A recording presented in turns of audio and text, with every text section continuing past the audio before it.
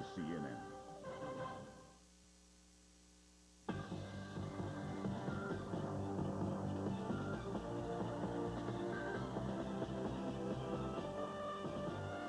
Welcome to a brand new hour of coverage here on CNN. It, of course, was 1 week ago today during this hour that a hijacked airliner smashed into one of the twin towers of the World Trade Center in New York's Lower Manhattan. The impact caused a tremendous explosion, and commuters approaching the financial district were transfixed.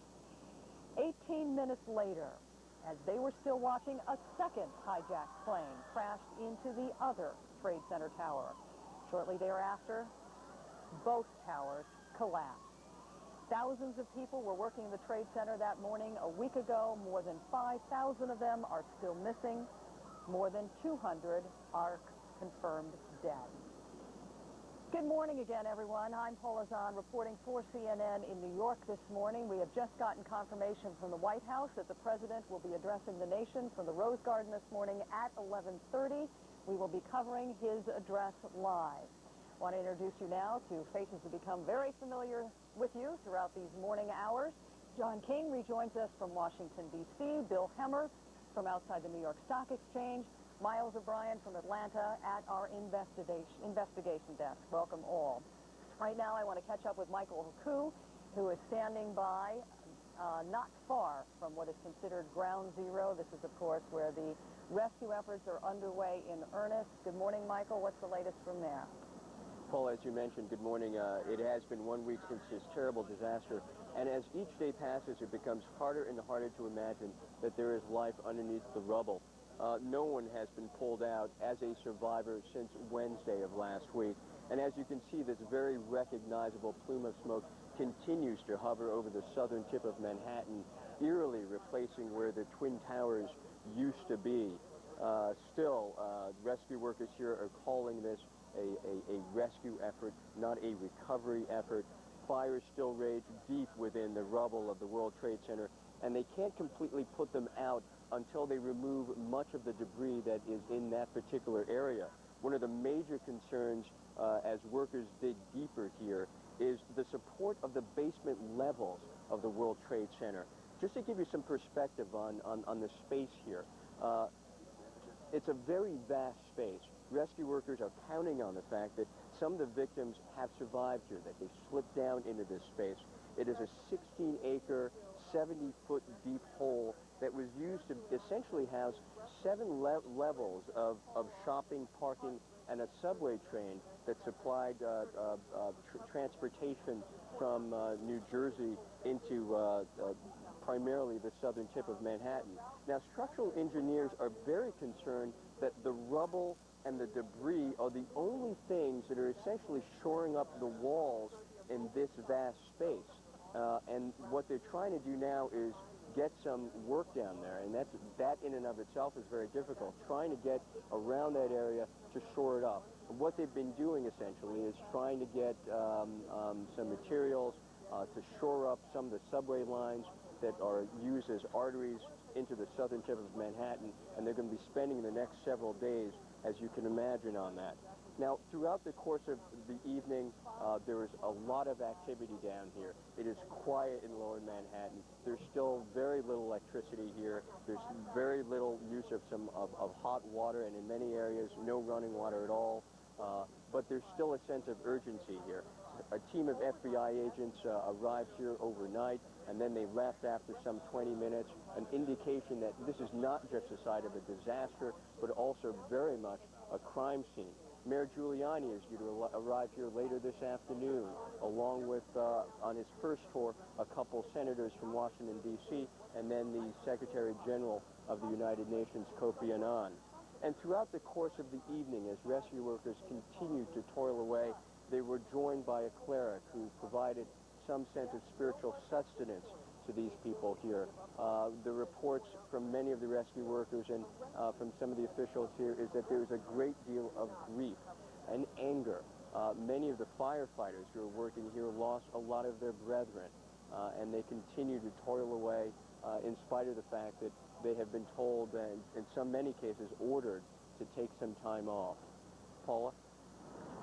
All right, Michael, just one quick question for you. You were referring to that massive structure that rescuers hope to be intact underneath what used to be Trade Tower 1 and Trade Tower 2. Are they able to tell you on a typical day, at that time of the day, how many people might have been either parking a car or headed for a train?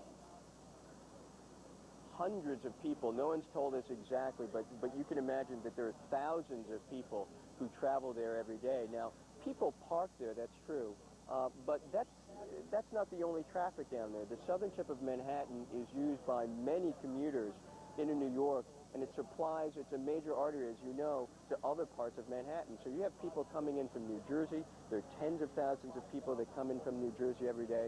There are tens of thousands of people that come in from Brooklyn, just south of Manhattan, and of course the largest borough in all of New York City, who come in through the southern tip of Manhattan. And in fact, there are many people who said that they saw one of the planes hit and later saw one of the towers fall down when they were on subway trains that were just about to go underground right here at the World Trade Center. So, Paul, you can imagine that there are tens of thousands of people, possibly millions, who travel through this area. A specific number I can't give you. Okay, Michael Oku, thanks so much. We have a clarification now on what that event is that we will be covering at 11:30 live when President Bush makes some sort of announcement from the White House Rose Garden. It is not being called an address to the nation. Apparently, the president will be asking Americans to be charitable and to give what they can in the wake of this tremendous tragedy in our country. Now, as the president does that, the mayor of New York City continues to caution Americans out there who are getting calls from telemarketing firms not to take those calls seriously for charitable giving. He asked if you get any of those calls to call the FBI or your local police department. Those companies are a sham, he says, and if he can find out who is involved with them, he will have those people arrested. Once again, President making a plea for Americans to give in the wake of the attacks at 11:30. We will be there live. Right now, though, we go to Miles O'Brien, who stands by in Atlanta with the other latest developments. Good morning again, Miles. Good morning, Paula. Let's get you updated on the latest developments in America's new war. The Grand Islamic Council in Afghanistan will meet soon to decide whether to hand over suspected terrorist Osama bin Laden. Clerics are arriving in Kabul from across the country. The meeting hasn't gotten underway yet, but when it does, the Taliban says it could be days before a decision is reached. Now on to the investigation. FBI agents are conducting a nationwide manhunt for 185 people who may have information about last Tuesday's attacks. At least 49 people are in custody and being questioned. Attorney General John Ashcroft says he's very concerned there may be more terrorist attacks against the U.S. New York Mayor Rudy Giuliani says more than 5,400 people are now considered missing in the World Trade Center attack, 201 confirmed fatalities. All of those still in hospitals have been positively identified. No one has been found alive amid the rubble since Wednesday. Back to Paula. Thanks so much, Miles. Quick round robin here. Let's go back to John King, who's standing by in Washington. John, before you get about the business of talking about what you need to talk about, just a question about your interview with Commerce Secretary Evans. He was talking about the potential of sanctions. Aren't there, in fact, a number of sanctions in place with some of the countries that the administration is going to be having conversations with in the next couple of days? We have sanctions in place against some countries, but what the Secretary was bluntly talking about is putting in the public domain information the administration has been using privately in very difficult conversations with allies. Take, for example, the French. The French President Jacques Chirac will visit President Bush tonight to discuss the military planning and the diplomatic effort to build an international coalition against terrorism. Prior to that meeting, the French foreign minister will sit down with Secretary of State Colin Powell. France, of course, a key ally of the United States, but the United States for years has voiced displeasure with the French government because we see pictures periodically of French businessmen going into Iran and cutting big business deals. The United States, of course, blames Iran for sponsoring some terrorism. We see pictures even of French businessmen going into Baghdad and starting to do business with the government of Saddam Hussein. So we are told in very blunt terms today the administration will tell the French government public statements of support are not enough. We need you to stop these practices to prove that this is truly an international coalition committed to putting the vice, if you will, the economic vice, against those who sponsor terrorism and harbor terrorists. Now, as those conversations take place, we know as well the president beginning to narrow his military options, meetings at the Pentagon yesterday to discuss the call-up of the reserves in the National Guard, more national security meetings today to discuss military options, senior officials saying they would not say that anything is imminent. They'll, of course, keep much of this secret, but they do note that Pakistan gave the Taliban a 72-hour deadline to turn over Mr. bin Laden. They say it's very unlikely the United States would take action in that time period, but there is a great deal of planning going on, and because of that, we want to bring in now Brian Cabell, who's standing by in Kentucky at a military base. One of the big questions, Brian, is the U.S. military ready for a sustained campaign? And as the president mulls his options, what are they doing out there on the ground at key bases around this country and around the world to prepare? Well, John, there's been no word here yet at Fort Campbell. We talked to a major just about a half hour ago. He was calling in every 15 or 20 minutes to see whether the Pentagon had come in with an alert yet. So far, no orders yet to deploy. But when the word does come in, they have a contingency force that can deploy within 36 hours. The commander of the post here spoke to the troops a few days ago on closed-circuit TV, also at a town hall meeting, and told them essentially, be ready, but don't spread any speculation. Also, please put up with the increased security measures. You can see behind me, there's a lot of traffic back there. They are checking. They've been checking very carefully ever since last Tuesday. The 101st is the unit from which the Band of Brothers came from. That's the HBO film, of course, that's been on TV for the last few weeks. It has a storied history here, not only in Normandy, but also they fired the first shots in the Persian Gulf War. This is a helicopter assault unit, which means the Black Hawks, the Chinooks, and the Apaches actually fly onto the battlefield and drop off the infantry. So once again, the expectation is high that if there is a deployment, these folks will be among the first to go, 24,000 strong. And I'll tell you, we saw people drop, wives and girlfriends dropping off husbands in the parking lot just a little while ago. There seems to be, John, a greater sense of anxiety on the women's faces than you might have expected. The hugs seem to be a little tighter as well. But again, no word yet. Back to you. Brian, you mentioned the 101st role in the Persian Gulf War. I was fortunate to cover that conflict, spent a great deal of time in the desert with the 101st during the months of the military buildup, a great deal of training under very difficult circumstances, difficult weather, difficult terrain. Any sense that there is training going on at Fort Campbell there or at any forward deployments around the world? We had heard that there were some so-called packing exercises, packing the helicopters in rapid fashion in recent days, but beyond that, no. In fact, they won't even let us on post right now because they don't want to feed that speculation. So we don't know precisely what's going on, but as I tell you, this major was checking every 15, 20 minutes to make sure that no word had come in from Washington. So clearly, the expectation, the anticipation is high that word might be coming down anytime soon. All right. Brian Cabell standing by at Fort Campbell, Kentucky. We thank you for that. And as Brian noted, one of the new trends we see in this is under Donald Rumsfeld, the defense secretary, this Pentagon being very careful, ordering bases around the country, ordering officials at the Pentagon to clamp down on information. The Pentagon even saying that if it deploys troops forward, it will not tell reporters about them and will not send reporters with them. All that, another one of the dynamics the Bush administration dealing with as it prepares for what the president calls a war. Paula? Very complicated dynamic indeed. John King, thanks so much. Joining me right now is Richard Murphy, Ambassador Richard Murphy, who is now the Senior Fellow for the Middle East at the Council on Foreign Relations. He served, among others, as Ambassador to Syria, Saudi Arabia, and you were the former Assistant Secretary of State for the Far East. Welcome. Good to have you with us this morning. What incentive does the Taliban have right now to in any way honor the demand of the Pakistanis to turn over Osama bin Laden? I think the key influence on the Taliban right now is the Pakistani link. Pakistanis have been the main lung for the Taliban and for Afghanistan over the last several years as they lost one supporter after another internationally. The head of the delegation, is the head of military intelligence, the patron in a sense of the Taliban these last years. So his words will carry weight as few other men will be listened to in Kabul or in Kandahar today. So is it only the financial leverage that the Pakistanis have over the Taliban at this moment? No, not at all. It's an important link. I mean, Pakistan supplies the fuel, the grain, the timber, but it's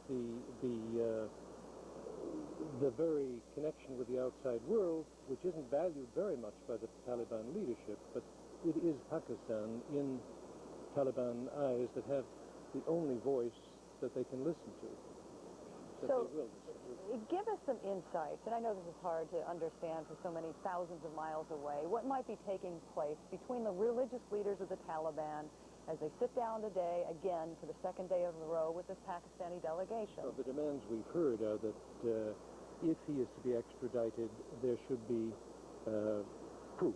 There should be documentary proof. If he is to be extradited, it should not be to the United States.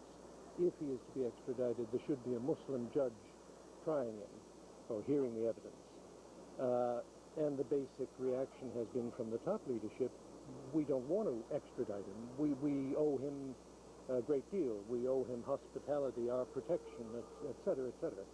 So you hear a confused story coming out of the Afghan leadership at the moment, suggestions that they're not of one mind and that basically perhaps they don't want to see their country further damaged physically, economically than it already has been. You've made a number of very important points there. Do you see any compromise in that very muddy arena coming from the Taliban? There's always room for compromise, and I think that although they don't, in general terms, give much of a heed to world opinion, as you witnessed last year over the destruction of those statues of Buddha, they couldn't have cared less. It was a graven image and it should be destroyed, and they didn't listen to the Secretary General of the UN or to Muslim ambassadors or to anybody on that.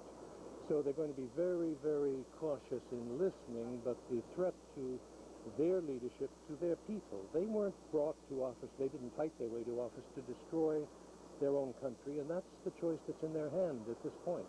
Now that both Secretary of State Powell and President Bush have called Osama bin Laden the prime suspect, are you confident that the U.S. government will be able to deliver evidence to the Taliban that will convince them that this is the right thing to do? Nobody can say at this moment what will convince the Taliban, but what they are able to produce is evidence linking the Qaeda, the organization that has been built up at least in the name of Osama bin Laden, evidence going back to 1993, the first move on the World Trade Center, evidence going back to the Millennium attack, planned attack in Jordan, evidence going back to the 98 blowing up of our embassies. I only have time for one last question. Need a quick answer to that. How do you think this will be resolved? I think there'll be a lot of tough bargaining and hard listening, and I'm hopeful that the Pakistanis are going to bring home to Pakistan the word that the Taliban will produce Osama. And we know that Pakistani delegation will be headed back to Pakistan later today, and we have Christiana Amanpour on the ground there to give us an update on what she learned. Ambassador Murphy, thank you very much for your time this morning. Thank you. We head back to Washington, D.C. right now, where John King has some news for us. Good morning again, John.